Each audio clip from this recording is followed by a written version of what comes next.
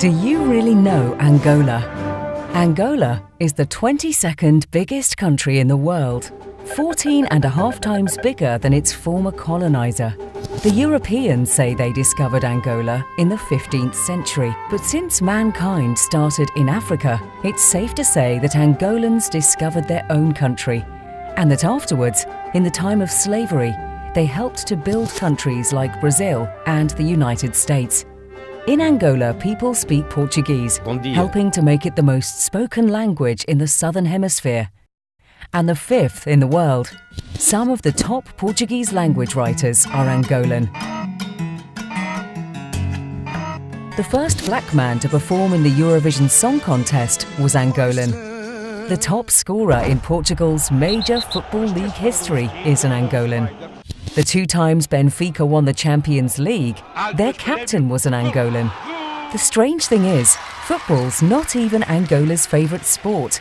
That would be basketball. In the last 13 editions of the African Championship, Angola won 11 times. Angola is the 4th biggest economy in Africa and the 2nd biggest oil producer. But according to experts, by 2018, it will be the biggest. The country has other treasures like diamonds, gold, iron, copper, lead, marble, wood, coffee, corn, sisal, tobacco, and fabulous musicians Elias Diekimwezu, Paula Flores, Yola Semedo, Anselmo Ralph, and the brothers Ru and Andre Mingus, just to mention a few.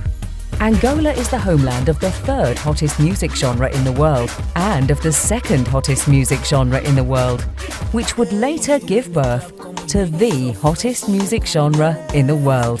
Kylie Minogue, Jamie Foxx, Mickey Rourke, Samuel L. Jackson, and Kristen Stewart are some of the names set to star in the films of Hollywood producer and Angolan citizen Rui Costa Reis.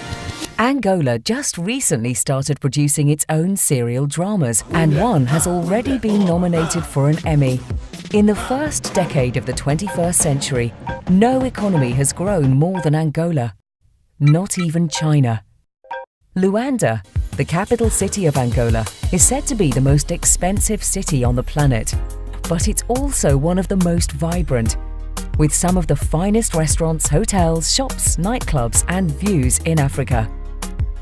Beyond Luanda, there is countryside with breathtaking landscapes that tourists from all over the world are now just starting to discover. Angolan Lila Lopez was voted the most beautiful woman in the world in 2011. But you see, when we talk about Angolan women, it's tough to say who's the most beautiful. Weather can get hot in Angola, sure, but have you tried the beer? One of the richest women in Africa is Angolan. Oh, and she's pretty too. 36.8% of Angola's national parliament is composed of female MPs, one of the highest rates in the world. Brazil elected their first female president in 2010. The US might have theirs in the next few years. Angola had a queen by the 17th century.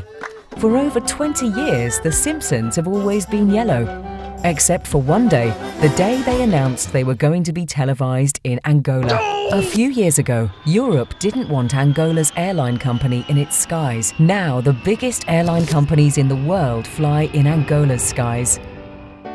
Angola hosted the 2010 Africa Cup of Nations, the 2013 Roller Hockey World Cup, 3 editions of Afrobasket, the Angola Fashion Week, FILDA, the International Fair of Luanda, and it's ready to host a whole lot more of world-class events like the PGA Open Golf 2016. 14 years of war of liberation plus 27 years of civil war delayed Angola's development, of course, but Angolans have jumped stages. Today, 1 in every 2 inhabitants has a cell phone. 1 in every 3 houses has paid TV. In the next few years, the South Atlantic cable system will be ready, connecting Angola and Brazil by optical fibre. The stock exchange of Luanda will be launched, and the new airport will be unveiled, one of the biggest in Africa, a hub to the whole continent.